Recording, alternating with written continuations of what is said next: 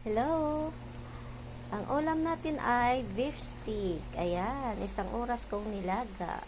Akala ko malambot, matigas pala. Ayan. Pero malapit na siya.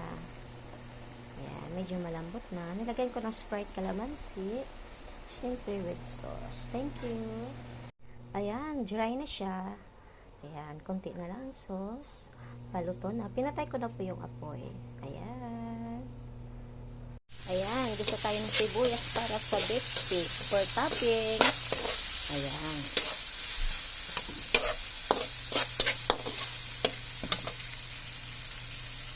Ayan, ito na po ang ating beef steak. Ito na po ang finale. Ayan, ang sarap-sarap naman.